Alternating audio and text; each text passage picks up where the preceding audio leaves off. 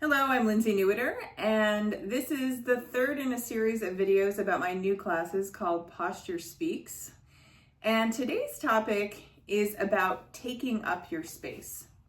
So this is something people are often told: you need to take up your space more. And when I think about posture, I think of it more as taking up your space, not holding yourself up straight. In fact, I don't think of it that way at all. If we hold ourselves rigidly, we're actually not taking up our space. We're kind of, like if you do this, you're kind of leaning back, actually. I call that backward slouching. And making parts of our body kind of rigid and immovable. So good posture should never make it so that you can't move properly, that you can't breathe properly. It should actually improve your breathing, improve your range of motion, and make you feel more relaxed. When we think of it like taking up our space, that's more on the right track. But what we need to figure out is what our space is. So the problem here with just saying to somebody, take up your space, is that most people don't actually sense what their space in their body is. So I'll tell you a little bit about what I mean. So one way is that they could really feel like they're flat. You might go, do I feel like I'm flat? I have no idea. So it's totally normal that you might have no idea. But what I mean by that is that you're mostly aware of the front of your body and what's in front of you. Or maybe you're not aware of your body at all. You're just mainly aware of what's in front of you.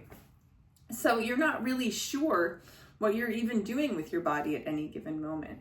And this can give us a feeling of not really being integrated in our bodies, fully taking up where we are. And often we start to notice that that's the case once we actually start to learn what our space is. And you go like, oh my God, that's what it feels like to take up my space. It's like, I have a whole back of my body. I have a top. Like something that often surprises people is the top of their head is very far above their eyes. And in fact, their back of their head is way behind their neck.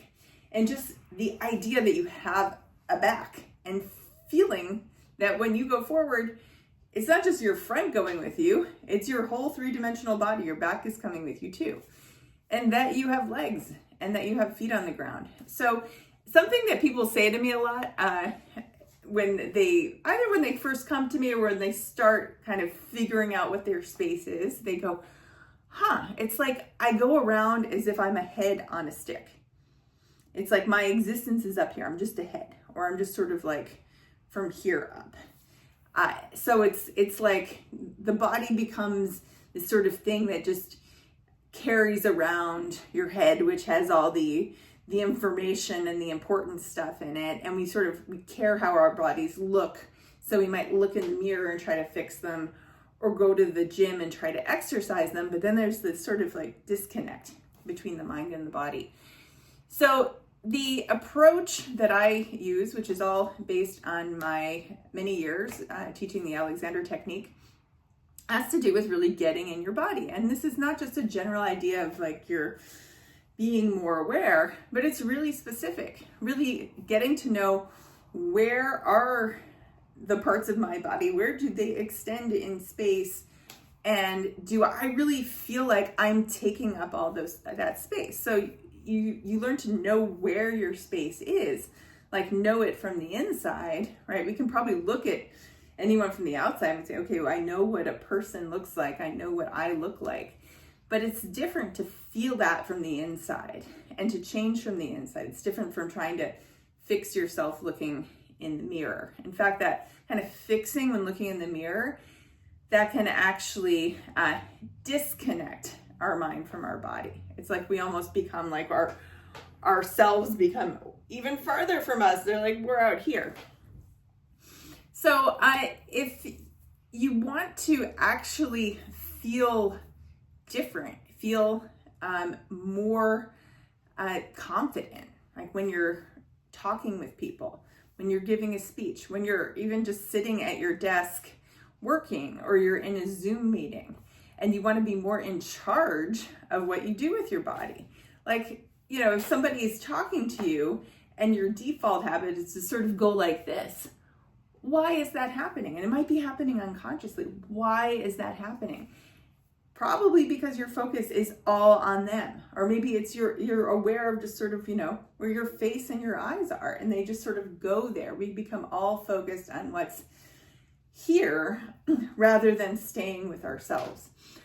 So what I can teach you is how to stay with yourself and really take up your space in a very specific way. And this approach, it gives you cues that you can use when you're doing stuff. So it's not just about how to prepare for, let's say, giving a talk, or prepare for a meeting, or how to, be more calm before you have to enter a space with a group of people.